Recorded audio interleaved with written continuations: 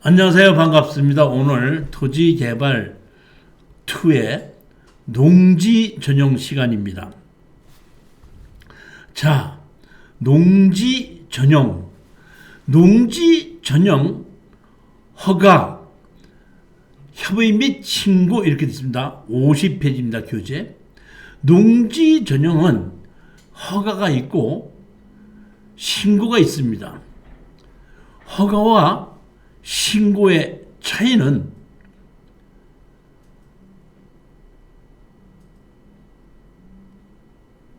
허가는 농지를 전용했을 때 전용하는 목적이 농사와 아무 관계가 없는 건물을 짓는다든지 공장을 짓는다든지 다세대를 짓든지 이럴 때는 농지 전용 허가입니다. 신고는 농사를 짓기 위해서 농업인의 주택을 짓든지 농사를 짓는 창고든지 이런 것을 질 때는 신고라고 합니다. 그런데 농지 전용 허가는 반드시 협의를 거쳐야 됩니다. 협의를 거친다는 얘기는 어떤 농지를 우리가 용도 변경을 하든지 개발행위 허가든지 농지 전용 허가를 받아서 건물을 건축하게끔 될 때 어떤 건물을 얼만큼 지을 수 있느냐는 용도 지역에 의해서 결정됩니다. 농지에 계획관리 지역이 있어서 공장이든지 제조업을 지을 수 있다고 가정했을 때 어떤 분이 농지를 사서 거기에 제조업을 허가를 받아서 공사를 할 때는 이것은 농사를 짓는 거와 아무 관계도 없이 다른 건물을 짓는 거기 때문에 허가를 받아야 되는데 이 허가사항은 반드시 협의를 거쳐야 됩니다. 협의라고 하는 것은 만약에 계획관리 지역이라고 해서 제조업 허가를 내줬을 때 그 옆에 다른 사람이 농사를 짓고 있을 때 거기에 의해서 제조업으로 공사를 해서 준공을 했을 때 그 옆 농지에 피해를 볼 수 있느냐를 검토를 하고 만약에 용도 지역에 의해서 건물을 지을 수 있으나 건물을 짓고 나서 그 옆 농지에 피해를 준다라면은 그러한 건물은 용도 지역에 의해서는 허가를 할 수 있지만은 협의에 의해서 거절이 될 수 있습니다. 즉 이 얘기는 만약에 어떤 농지에 가구 제조업이라는 것을 용도 지역에 의해서 지을 수 있기 때문에 건축 허가를 받아서 건물을 지으면은 제조업이라는 것을 운영을 하게끔 되겠죠. 근데 거기가 만약에 가구 공장이라고 하면은 가구를 다 만들고 났다 하면은 마지막에 칠을 하게끔 됐죠. 칠은 보통 스프레이로 락카를 칠하게끔 되는데 그때 스프레이로 락카를 칠할 때 거기에 그 옆에 과수원이 있다고 가정합시다. 그럴 때 그 스프레이 락카가 옆에 있는 농지에 과수목에 날아가서 피해를 준다 할 수 있을 때는 협의에 의해서 허가를 안 내줄 수 있다는 얘기입니다. 모든 땅에는 용도 지역에 의해서 건축 허가가 가능하지만은 농지인 경우에는 용도 지역에 의해서 건축 허가가 가능해도 주변 옆에 농사를 짓는데 피해를 줄 수 있다고 할 때는 그 허가를 해주지 않을 수 있는 것이 협의라는 것입니다. 따라서 농지 전용 허가가 있고 신고가 있는데 농지 전용 허가다 하면은 반드시 협의를 해야지 되고 신고인 경우에는 농사를 짓기 위한 농업인의 주택, 농업인의 창고 등 이러한 것을 질 때는 협의가 없이 법규에만 맞으면 그대로 허가를 내주는 것이 농지 전용 허가와 신고의 차이점입니다.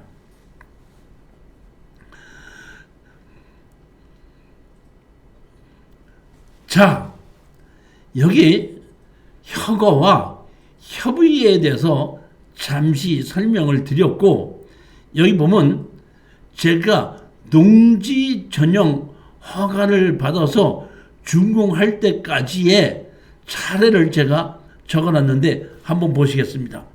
제일 먼저 농지는 전답과수원에 농지 전용 허가를 받고, 농지 전용 허가에 이 농지에 건축 허가를 신청하게끔 되면 제일 먼저 개발행위 허가를 받고, 개발행위 허가과에서 농지 전용 허가를 받고, 농지법에 의해서 농지 전용 허가가 가능하다고 하면은 그 다음에 건축가로 와서 건축법에 의해서 건축 허가를 내주게끔 됩니다. 이때 농지 전용 부담금은 공시지가의 30%고 상한선은 제곱미터당 5만 원입니다.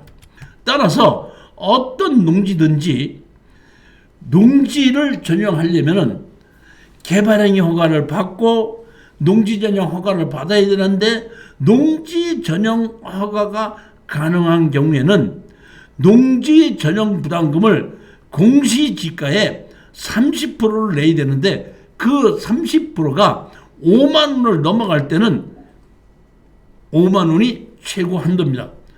따라서 최고 농지 전용 부담금은 평당 약 16만 5천 원이라는 돈이 추가로 하게끔 되고, 신축 허가 시에 만약에 도로가 없다 그러면은 이 도로에 관한 것도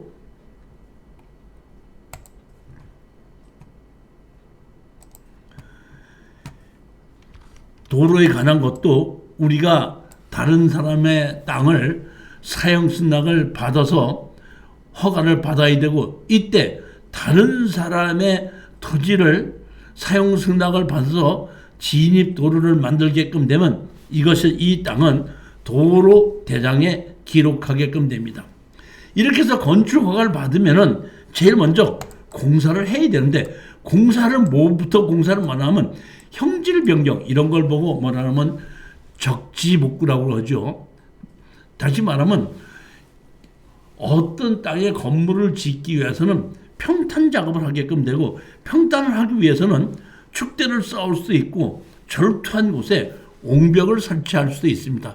이런 절토나 성토한 곳에 계속해서 비바람이 불어도 옆에 피해를 줄 수 있지 않게 하는 것을, 이런 것을 보면 적지복구라고 하고, 이런 적지복구를 완성한 다음에는 형질 변경 준공 허가를 받아야 됩니다.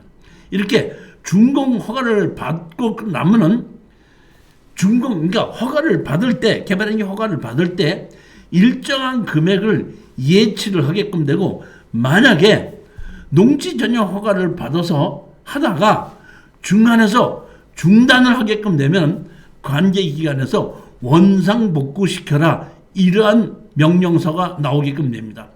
그러나 만약에 토지 주인이 원상복구시키지 않으면은 이행보증금을 맡겨놓은 것이든지 또는 이행보증 증권을 맡긴 것을 가지고 다 행정기관에서 원상복구를 시키게끔 됩니다. 그런데 만약에 형질 변경 준공을 냈다는 얘기는 그 공사를 완료했다 이런 뜻입니다. 이럴 때는 형질 변경에서 적지복구가 된 것을 다시 3년이라는 것에 하자 이행 보증금을 예치하든지 하자 이행 보증 증권을 제출하게끔 됩니다. 이러면은 우리가 처음서부터 이런 농지인데 개발행위 허가를 받았고, 개발행위 허가를 받으면서 개발행위 허가의 사업계획서를 낼 때 목적이 건물을 짓는다 이렇게 돼 있기 때문에 형질 변경 준공이 나게끔 되면 그때 건물을 허가를 받은 걸 건물을 지을 수가 있습니다. 즉 지목이 농지이지만은 이미 대지화되어 있는 땅입니다. 보통 개발업자들은 이러한 농지나 임야를 개발행위 허가를 받아서 건축 허가를 받은 후에 건물을 짓지 않고 허가를 받은 상태로 보통 공인중개사를 통해서 매물로 내놓게끔 되죠. 그러면은 그러한 땅과 지목이 전이지만은 건축 허가를 받을 수 있는 땅을 사서 착공을 하게끔 되는데 거기에 이미 건축 허가가 나 있기 때문에 건축 허가까지 같이 넘겨받는 걸로 보시면 됩니다. 따라서 땅도 넘겨받고 건축 허가도 건축 관계자의 변경에 의해서 건축주 명의 변경을 할 수가 있습니다. 건축주 명의 변경을 해서 자기가 짓고 싶은 건물이 예전에는 주택이었었는데 자기가 창고로 짓고 싶다 할 때는 용도 변경을 해야 되는 거고, 주택인데 본인이 그대로 주택을 짓고 싶은데 예전에는 단층이었는데 2층으로 짓는다 할 때는 설계 변경을 하는 겁니다. 따라서 용도 변경과 설계 변경을 다 할 수도 있고, 용도 변경 그다음에 아니면 같은 종류인 경우에는 설계 변경만 해서 건물을 허가를 다시 받고 그 다음에 착공을 해서 건물을 착공해서 건물이 준공이 나게끔 되면 그 건축물 준공이 난 것을 가지고 가면 건축물 관리대장이 만들어집니다. 이런 건축물 관리대장을 만드는 걸 가지고 지적과에 가서 내가 전답 과수원인데 현재 이 건물을 준공을 했으니까 이 토지를 대지로 바꿔주십시오 하게끔 되면 지목 변경 신청을 하게끔 되면 바꿔주게끔 됩니다. 이때 대지로 이제 바꿔주게끔 되는데 개발행위 부담금에 의해서 일정 규모 이상의 평수인 경우에는 개발 부담금을 낼 수 있고, 어떤 경우에는 일정 규모 이하인 경우에는 개발 부담금은 면제해 주는 것도 있습니다. 이렇게 해서 농지 전용 허가를 받아서 우리가 건물을 지을 수 있는 겁니다. 순서는 제일 먼저 건축 허가를 신청하면서 개발행위 허가를 받고, 그 다음에 허가 받은 대로 형질 변경 준공을 하고, 형질 변경 준공이 되게끔 되면 그 다음에 건물을 지어서 건물을 준공을 하고, 건물이 준공이 나게끔 되면 다시 그 토지를 대지로 바꾸는 것이 순서라고 보시면 됩니다. 건물을 준공하기 전에는 대지로 바꿔주지 않습니다. 원래 건축물은 건축법에 의해서 대지에 한하여 건폐율과 용적률을 적용할 수 있다 이렇게 되어 있습니다.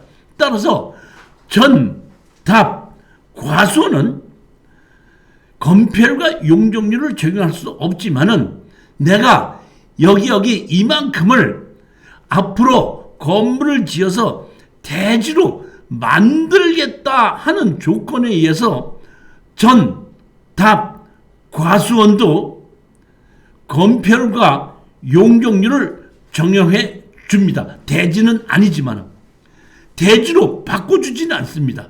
아니지만 대지로 바꾼다는 조건 하에 건폐율과 용적률을 적용하면서 건축 허가를 내주는데, 만약에 건축 허가를 받고 2년 이내에 착공을 하지 않으면 그 허가는 자동으로 취소가 되고 그 땅은 대지로 바꿀 수 없는 겁니다. 따라서 전, 답, 과수원에 건축 허가를 받았으면 제일 먼저 형질 변경 준공 허가를 받고, 형질 변경은 2년 이내에 준공을 하지 않으면 그 형질 변경 허가는 자동으로 취소됩니다.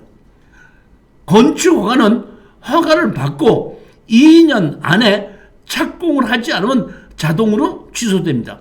따라서 전 답 과수원에 개발행위 허가를 받아서 2년 안에 준공을 하고 그 안에 건축을 착공을 해서 다시 준공을 하고 나면은 건축물 관리대장이 만들어지고 건축물 관리대장을 가지고 지적과에 가서 제출하게끔 되면 그때 지목이 대지로 바꿔지는 겁니다.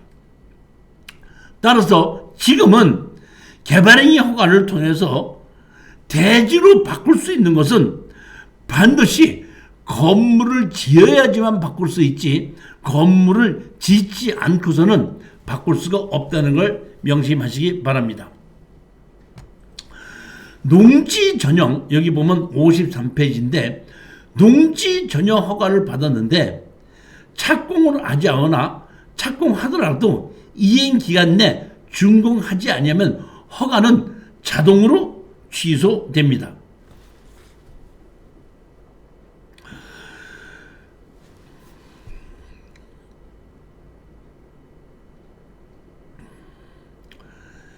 이 55페이지에서부터 77페이지를 보시면 행정규칙, 농지 전용 업무 처리 규정이라는 것을 제가 쭉 놨기 때문에 이 교재를 사서 55페이지서부터 77페이지까지를 여러분들이 정확하게 읽어보시면은 행정규칙에 농지 전용 어떤 식으로 어떻게 처리를 한다는 것을 자세히 보실 수 있습니다.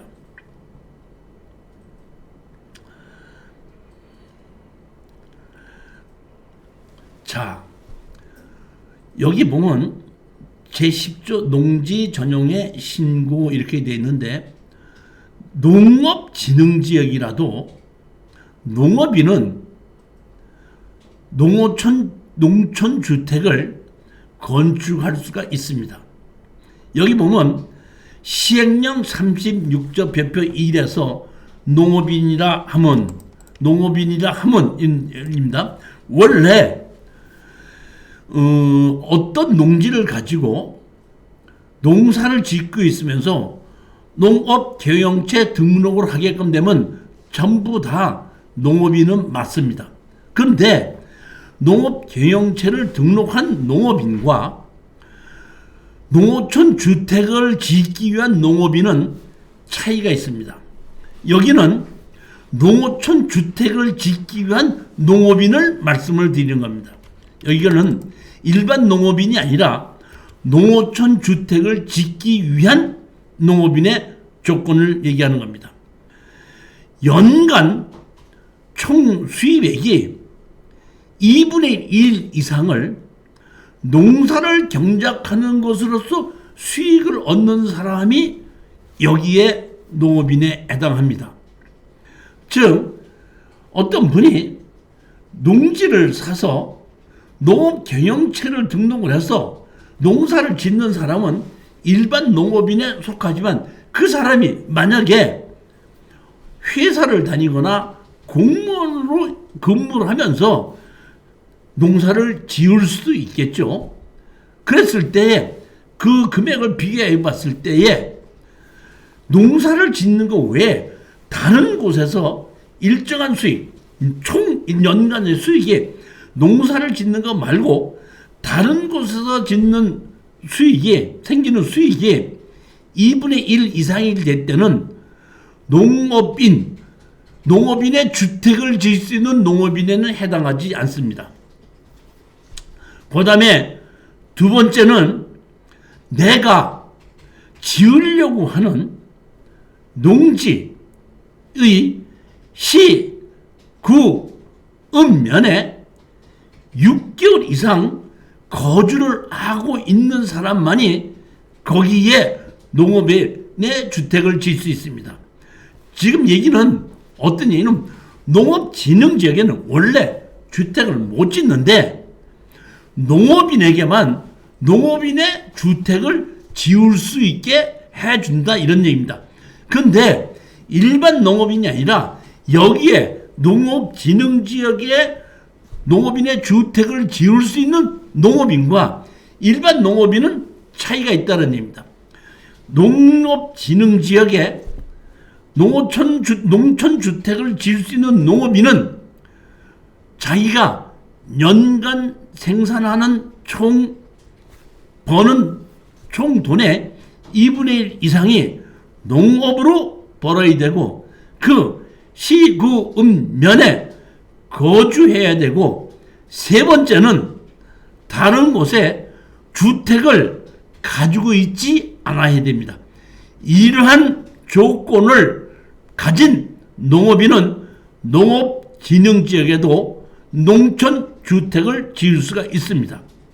그러면 이렇게 농촌주택은 건축 허가를 받을 때는 농촌주택입니다. 농업인의 주택이죠.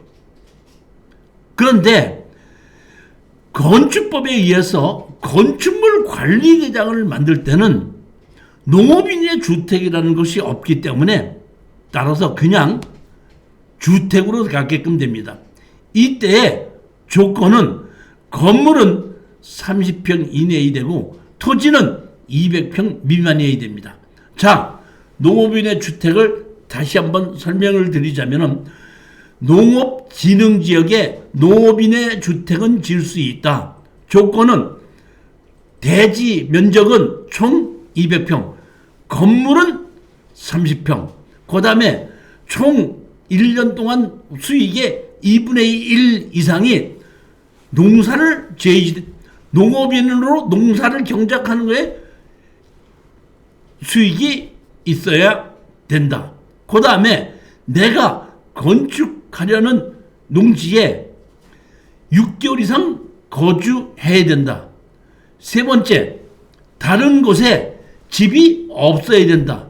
이렇게 되면은 이러한 농업인은 농업진흥지역에도 농업인의 주택을 지을 수가 있습니다. 이때 5년이 지나고 나면은 다시 또 그 건물을 팔고 다른 곳에서 다시 또 지을 수 있는데 5년 이내에는 한번 농업인의 주택을 짓고 난다면은 또 다시 지을 수가 없지만은 5년이 지나고 나면은 다시 지을 수도 있다. 이런 얘기입니다.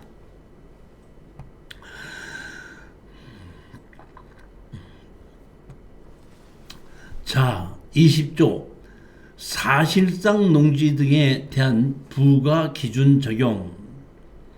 사실상 농지는 지목이 전, 답, 과수원이 아니더라도 실질적으로 농사를 짓는 것이 3년 이상 되었을 때는 거기에 전용을 할 때는 농지 전용 부담금을 내게끔 돼 있습니다.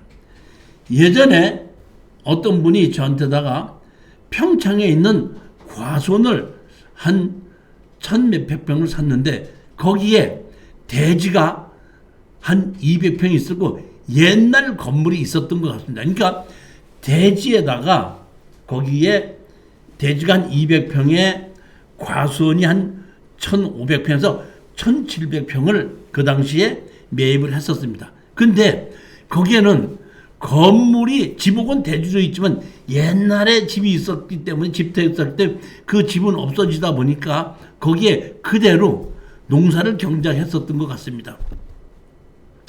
이때 이분이 평창 그때 동계올림픽 하기 때 그때 이것을 사서 200평씩 분할을 해서 농지 전용 허가를 받아서 분양하려고 했을 때 그때 담당 공무원이 거기에 있는 대지도 농지 전용 부담금을 내라고 했던 것 같아요.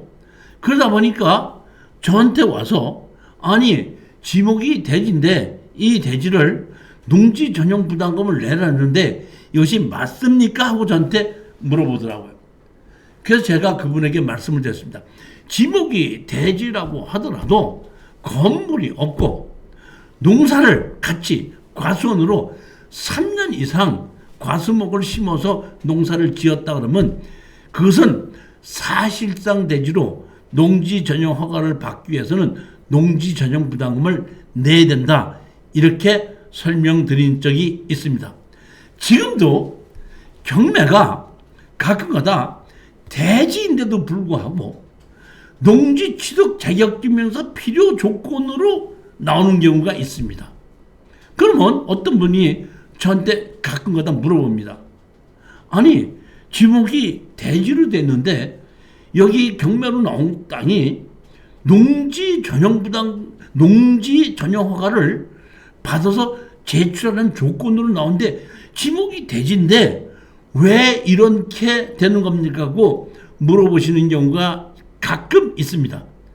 이런 얘기는 지목과 관계없이 실질적으로 3년 이상 농사를 지었다고 할 때는 그 땅은 농지법 적용을 받아서 전용을 하려고 할 때는 농지 부담금을 내야 됩니다.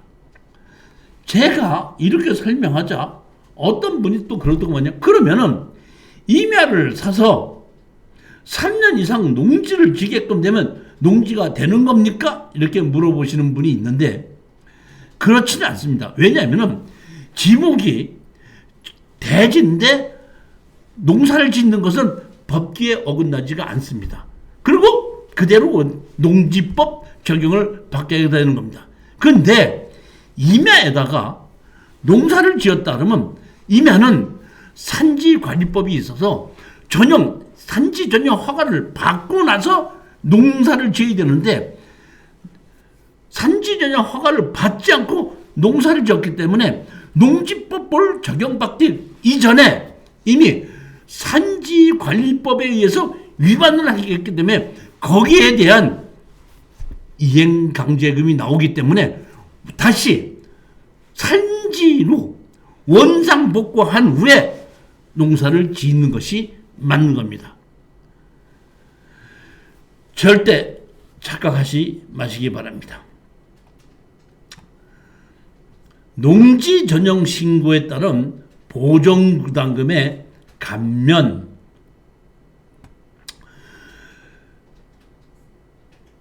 녹지지역, 개발제한구역, 도시개발 예정지 농지에 설치하려 할 때는 3조 2항에 불과하고 농지 전용 신고를 할 수 있으면 이 경우 부담금은 시행령 52조 별표 2 남목에 의해서 감면한다. 여기 보면 뭘 한다고 그랬죠? 농지 전용 신고라고 그랬죠. 허가가 아니고 뭐예요? 신고죠. 신고는 뭐죠? 농사를 짓기 위한 전용을 하는 겁니다. 농지 전용 부담금은 공시지가의 30%인데 상한가가 제곱미터당 5만 원입니다. 농지 부담금 제곱미터당 상한 금액 이렇게 돼서 이 보면 제곱미터당 상한 금액은 5만 원으로 되어 있습니다. 농지의 용도 변경. 이 농지의 용도 변경은 우리가 농지법에 의해서 아무 문제가 없이 농지 전용 허가를 받아서 건물을 지었다고 가정하십시다. 그럴 때는 용도 변경을 하는데 아무 문제가 없습니다. 그러나 만약의 경우에 우리가 농업진흥지역에 농업인의 주택을 지었다는 얘기는 원래 건물을 못 짓는데 농업인의 주택이기 때문에 건축허가를 내준 거죠.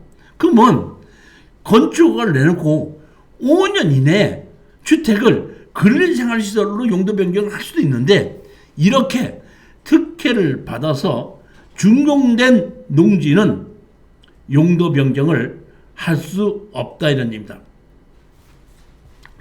다음 어느 하나에 해당하는 절차를 거쳐 목적 사업에 있거나 사용된 토지를 대통령께 이내 다른 목적으로 사용하는 경우에는 자치구청장의 승인을 받아야 된다. 대통령령으로 정하는 기간이란 5년을 말한다. 즉 이 얘기는 일반적으로 아무 문제 없이 농지 전용 허가를 받아서 지은 건물은 그대로 법규에 의해서 용도 변경을 할 수가 있습니다. 어떤 건물을 지었을 때 용도 지역에서 용도 변경을 할 수가 있는데, 농업진흥지역 같은 특혜를 받아서 건물을 짓고 난 다음에 5년 이내에는 용도 변경을 해주지 않는다. 이렇게 생각하시면 되는 겁니다. 세법에 의해서 농지가 있습니다. 예전에 우리가 세종시를 노무현 정부 때에 만들기 위해서 법을 발의했고, 그때 세종시를 만들거나 또는 혁신도시를 만들기 위해서 많은 농지를 수용을 하게끔 됐습니다. 이때에 수용을 하게끔 되더라도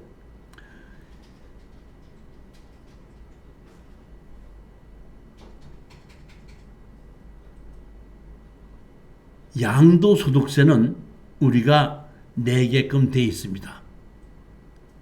그런데 만약에 내가 농사를 짓던 농지를 수용을 당해서 양도소득세가 2억이라는 양도소득세가 나왔다 가정을 했을 때에 내가 농사를 짓던 곳에 직선거리 60km 이내에 대체 농지를 구입을 하게끔 되면은 그 양도소득세를 가지고 구입을 했을 때는 그때는 양도소득세가 감면이 된다, 이런 얘기입니다. 다른 농지를 사서 농사를 짓게끔 됐을 때. 이때 대부분의 세종시를 만드는 곳에 주변에 보게끔 되면 조치원도 있고 특히 공주 쪽이 가까운 쪽이 많았었는데, 공주 쪽에 농지가 아주 나쁜 농지라고 하더라도 여기에 양도소득세를 내느니 나쁜 농지라도 사두는 게 좋겠다, 이러신 분들이 많이 있어서 그 당시에 공주나 조치원 이쪽 근처에 지금 쌈지방한 농지를 경매로 낙찰 받으면은 여기에 양도소득세를 내야지만 되는 그런 농업인들이 많이 산 적이 있습니다. 수용을 당해서 양도소득세를 낼 때는 그 금액으로 직선거리 60km 이내에 대체 농지를 구입을 하게끔 되면 양도소득세를 감면한다는 것을 여러분 알아두시기 바랍니다.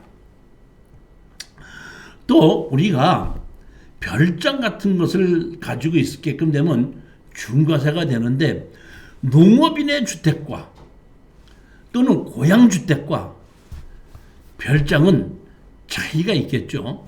한번 보시겠습니다. 지방세법 별장 등의 범위와 적용 기준. 대통령이 정하는 범위와 기준에 해당하는 농어촌 주택과 그 부속 토지라. 그러니까 별장인데 별장으로 보지 않고 농어촌 주택과 그 부속 토지라 이렇게끔 되면 중과세가 되지 않는데, 조건은 대지 면적이 660제곱미터 이내, 200평 이내고 건축물의 연면적이 얼마? 150제곱미터 이내. 건축물의 가액이 6,500만 원 이내일 것. 이것은 제가 만든 지가 이런 것은 꽤 오래됐기 때문에 이러한 것이 있다는 것만 여러분 아시고 여기에 대한 것은 다시 한번 검토를 해보시기 바랍니다.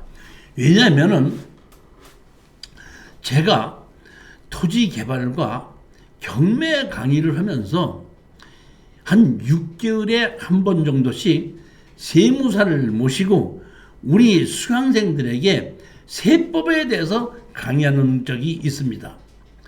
이때 그 세무사님의 이제 우리 강의실에 우리 수강생들에게 강의하러 오는 적이 있었는데 그때 오후 3시서부터 강의를 하는데 한 1시쯤 오셨더라고요. 그래서 내가 점심 식사를 하셨습니까? 했더니 안 했습니다. 그래서 제가 그러면 점심 식사를 제가 한번 모시겠습니다. 같이 가십시다 했는데 그때 세무사님이 강의를 하기 위해서 이 뭐랄까 준비 자료를 이만큼 주면서 여기 이제 우리 밥 먹고 올 동안 수강생들이 오면은 나눠 주십시오 해가지고 놀 때 그때 제가 그 자료를 하나 저도 챙겼습니다. 챙기는 그 자료를 챙기는 걸 보시고 세무사님이 저한테 뭐라고 얘기하시냐면은 교수님 그 자료를 왜 챙기십니까? 다음번 6개월 후에 올 때는 또 바뀝니다.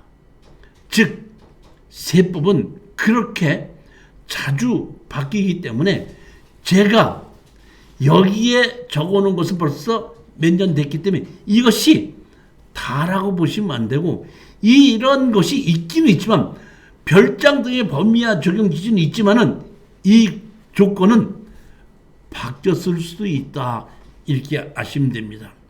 특히나 요새 수도권이 아닌 지역에 면이 아닌 지역에 3억 원 이하의 주택을 갖고 있는 데는 1가구 2주택으로 보지 않는다 하는 것도 제가 새로 생긴 것으로 알고 있습니다. 그렇기 때문에 이러한 것이 있다는 것을 알아야 되지 이 조건이 100% 맞다고 생각을 하지 마시기 바랍니다.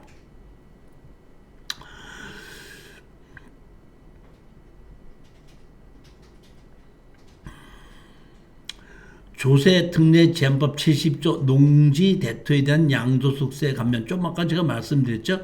양도소득세에게 100분의 100에 해당하는 감면한다. 농어촌 주택 취득한 양도소득세 과세. 그 다음에 이거는 여러분이 알고 계셔야 됩니다. 소득세법 주택 부수 토지의 범위. 우리가 어떤 땅을 사게끔 되면은 취득세를 내게끔 되어 있습니다. 그런데 땅을 가지고 땅만 샀을 때의 취득세가 있고 땅에 건물이 있을 때의 취득세는 다릅니다.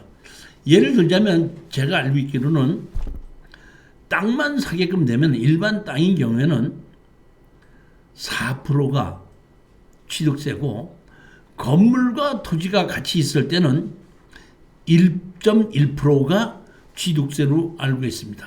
그러면 제가 어떤 땅을 사려고 할 때 2,000평의 땅인데 2,000평의 땅을 살 때 4%를 낼 수도 있고 1.1%를 낼 수가 있는데 4%를 내지 않고 1.1%를 내기 위해서는 2,000평 땅에다가 조그만 주택을 하나 지어놓고 창고 같은 건물 하나 지어놓고 건물과 땅을 같이 매입을 하게끔 되면 취득세가 1.1%, 창고가 없이 땅만 취득하게끔 되면 4% 하다 보니까 머리를 써서 제가 취득하기 전에 조그만 창고를 하나 지어서 건물과 토지를 같이 매입을 하게끔 되면은 취득세를 1.1%를 낼 수도 있겠다. 이렇게 생각하실 수도 있겠지만은 그렇지가 않습니다. 예를 들어서 1,000평의 땅을 내가 사는데 건물이 10평짜리가 있다 그러면 도시지역 내에서는 50평은 1.1%고 나머지 950평은 4%라는 거고 그 밖에 토지, 도시지역이 아니고 비도시지역인 경우에는 10평인 경우에는 10배까지 해서 100평은 1.1%, 나머지 900평은 4%를 내는 것이 취득세이기 때문에 주택, 부수, 토지의 범위, 도시지역 내에서는 건물 면적의 5배, 그 밖에서는 10배 이렇게 보시면 됩니다. 지방세법 11조 부동산 취득세율은 농지는 3%, 농지 이외는 4%입니다.